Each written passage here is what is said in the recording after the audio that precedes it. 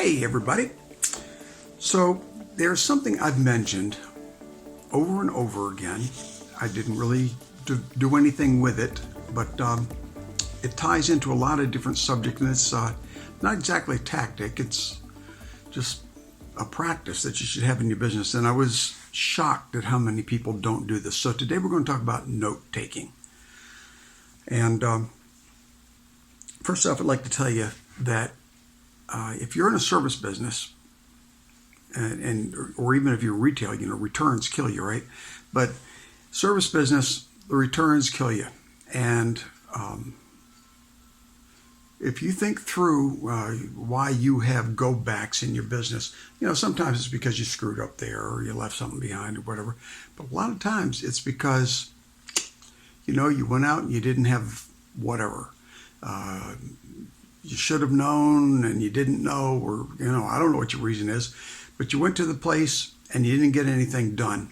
You wasted time and money. Employees screw up and then you're paying them to go back. But here's another thing. If you're doing the selling, or if your employees are doing the selling and they don't take good notes, you might propose work and that work doesn't come through for, until next year, right?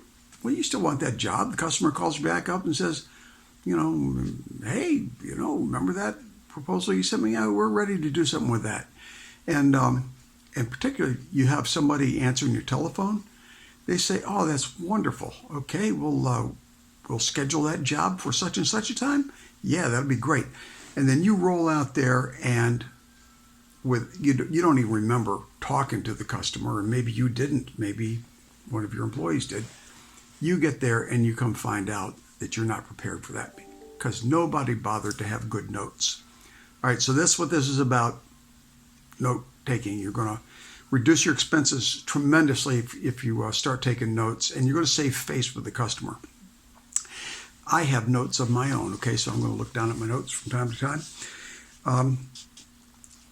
Everybody's forgetful, and your customer understands that you're forgetful. And your customer not only understands it, but it goes further. When they see you taking notes, it means, for one thing, you're listening to things that they have to say. You care. And beyond that, it suggests to them that you're competent, that you're not going to screw up because you're giving yourself notes. Somewhere in the back of their mind, they know that everybody can screw up and you're less likely to screw up when you have notes. So honestly, you build confidence with the customer. And that translates into everything. I mean, they buy more, all kinds of great stuff, right? So,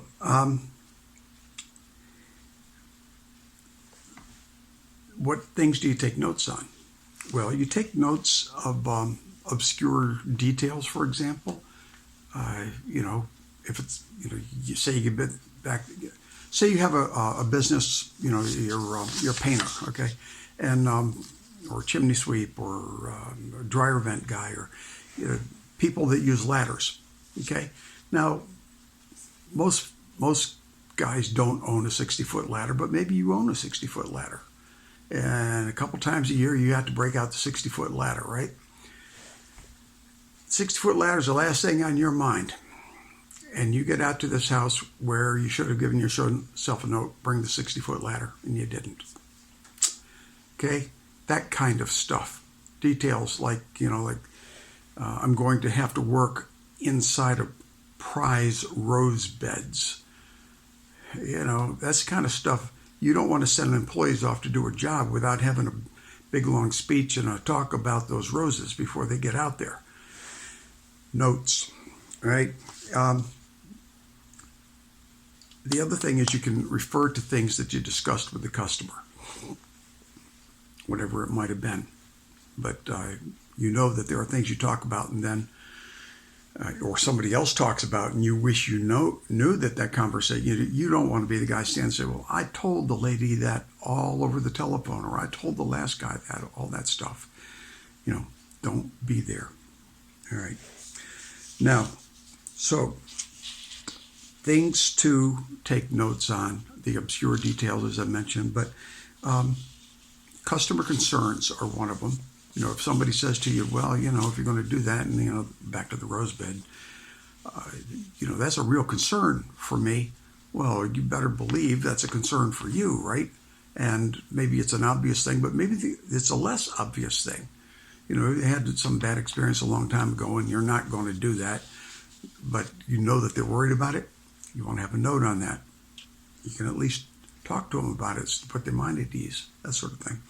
The concerns, but measurements are a big one.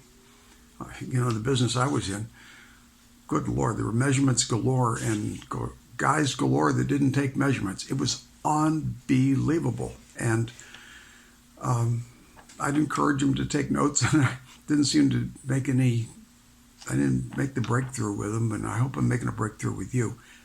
The notes will save you a ton of money and hassle and embarrassment, okay? And then special needs, you know, like I mentioned, a 60-foot ladder, but whatever it is in your business, they're, you know, don't show up at the job saying, oh, crap, I remember this place now. This is the one where we got up, you know, and you're standing there telling somebody that's waited 3 weeks for you and taking the day off that, I'm sorry, we're not going to do the job today because whatever. If you've been in business a while, you've been there. You don't want that, right? So let's just wrap this up here with, you know, how do you keep the notes? Well, basically, you keep the notes two ways. On paper, in a file is one way. When I was in business, you know, we were kind of coming into the great computer age, and you know, there were programs for self everywhere, but you know, a lot of them are still pretty awkward to use. They're don't feel embarrassed if you're using paper, or don't feel embarrassed if you're not using anything. You can't quite wrap yourself around the digital stuff. That's another topic, but believe me, I know that it's not cut and dried easy for you to just use some computer program to do all this stuff, right? But paper notes still work as long as you're keeping paper files and can access them. I'm making an assumption here that everybody has a record-keeping system. If you don't, entirely different subject, and I don't even think I'm going to cover that, because except for to tell you, if you're not keeping records, I'm not sure how you're getting by. Anyway, add the notes to the files. These days, of course, a lot of things are digital, so taking a picture of the thing, and I saw guys just taking pictures with their phones of things that they wanted to remember. But if you have a good form where you write handwritten notes, if you take a picture of that, you can attach that to a file as well. You just have to maintain that stuff and make sure that it's easy to get hold of. Having the information but not having it easy to get hold of does you no good at all, and that's why paper, keep coming back to paper, as ancient as it is, it sure works. All right, but whatever floats your boat. All right, now I'm going to flash something in front of you here. I'm never going to get out of my seat. I'm going to record the next one after this, but take a look at just that. You know, take a look at that.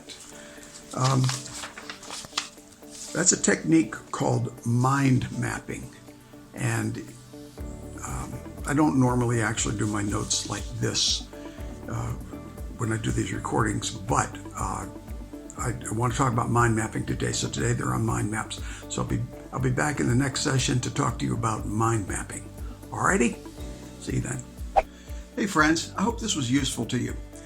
Would you do something for me? Would you please share this with anybody you know that ought to hear it too? And then would you please give me the thumbs up and subscribe, right? That's kind of important on these things. Feel free to leave comments. All right, thanks a lot.